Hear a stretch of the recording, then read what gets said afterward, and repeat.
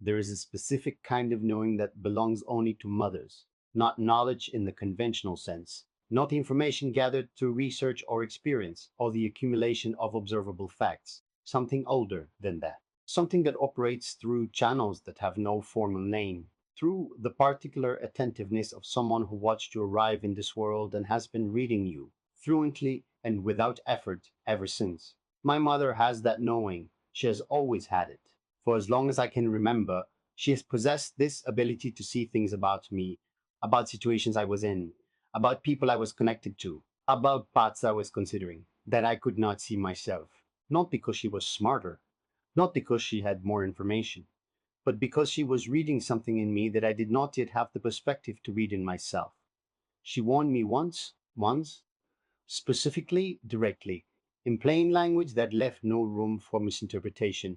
I ignored her, and everything she said would happen happened. Today I want to tell you about that warning, about why I ignored it, about what it cost me to discover the hard way that she was right, and about what it means to be someone who had access to wisdom and chose not to use it.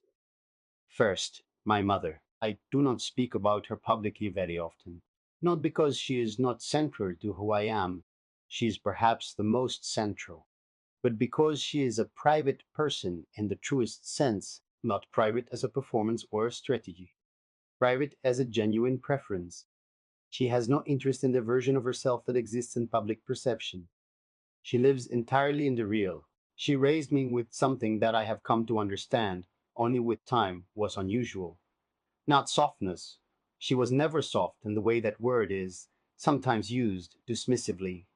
She was warm, yes. She was present in a way that I did not fully appreciate until I understood what its absence would feel like. But underneath the warmth was something else, a clarity, a willingness to say true things even when the true things were uncomfortable, even when the person receiving them was someone she loved and would have preferred to protect from discomfort. She never chose my comfort over my growth. That is perhaps the greatest gift she gave me, and perhaps the one I was slowest to recognize as a gift. The warning came during a period of my life that I will not date precisely. What I will tell you is that it came at a moment when I was deeply involved in something, a situation, a relationship, a set of choices that felt, from inside them, entirely reasonable, entirely justified, entirely the product of my own clear thinking. That is always the danger, is it not? The situations that feel most reasonable from inside them are sometimes the ones most in need of an outside you. But from inside a thing, you cannot always see its shape. You can only see the immediate, what is directly in front of you, what is happening right now, what the next step looks like. The overall architecture is invisible. My mother could see the architecture. She asked to speak with me privately. That itself was significant. She did not often make formal requests. She existed in my life as a constant, available presence. A formal request meant something specific was on her mind. We sat together. I remember the quality of her attention in that meeting, the way she was entirely focused, not on what she was going to say, but on me, on reading whatever she needed to read before she began. And then she said it. She said, I need you to slow down what you are moving toward. You are not ready for it. And the person you are moving toward it with is not who you believe them to be. Those were not her exact words. Her exact words were in Arabic, and they carried a texture that translation cannot fully preserve. But that is the meaning. That is what she said. I want to sit with each part of it separately, because she said two things, not one. And I dismissed both of them, but for different reasons. The first part, you were not ready for it. I dismissed because of pride. I was young enough that being told I was not ready for something felt like an accusation rather than an observation, like a judgment on my capability rather than a realistic assessment of where I actually was in my development as a person. I had achieved things. I had demonstrated competence in multiple arenas. I had handled responsibilities that most people my age had not encountered. And here was someone I loved and respected, telling me I was not ready. I heard that as you are not enough. That is not what she meant.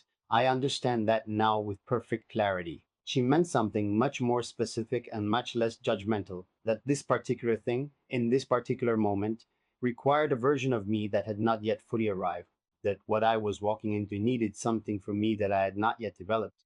She was describing a gap, not a deficiency. A gap that time and experience would close if I gave them the chance to. I did not give them the chance. The second part. The person you are moving toward it with is not who you believe them to be. I dismissed for a different reason. Not pride exactly. Something more complicated. I dismissed it because accepting it would have required me to look at something I had already decided not to look at. There were signs. I want to be honest about that. There were things I had observed, small things, individually ignorable things that, assembled together, would have told me something important, something that confirmed what my mother was saying. I had observed them, I had noted them, and I had, each time, found a reason to set them aside, to explain them differently, to give them the most favorable possible interpretation. This is what we do when we want something to be true. We become very creative in our explanations for why the evidence against it does not mean what it appears to mean. My mother was not being creative. She was being clear. She was telling me that the picture I had assembled from the evidence I had chosen to keep was not the complete picture. I chose my incomplete picture over her complete one. What followed is predictable in retrospect. Most things are predictable in retrospect. That is the particular cruelty of hindsight. It makes the right path look obvious from the position of having already taken the wrong one. The situation unfolded exactly as she had seen it would. Not immediately. These things rarely happen immediately, slowly, in stages, each stage requiring a larger revision of the story I had been telling myself, each revision more uncomfortable than the last. The person was not who I believed them to be. My mother had seen that from outside the situation with a clarity that I had been unable to access from inside it. Whatever she had read, in the small observations available to someone paying the right kind of attention, had told her something true that I had been telling myself was false, and I had not been ready that too proved accurate.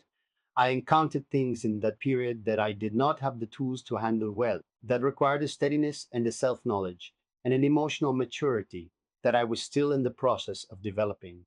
I made choices I would not make now. I handled things in ways that cost people around me something they did not deserve to pay. I was not ready. She knew it.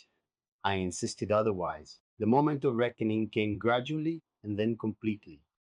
There was no single instant where everything became clear. It was more like weather, a slow change in pressure that you do not fully register until you realize the storm has been building for some time and you are standing in it. When it became undeniable, when the situation had resolved itself into something that matched my mother's warning with an accuracy that was almost architectural, I sat with that recognition for a long time.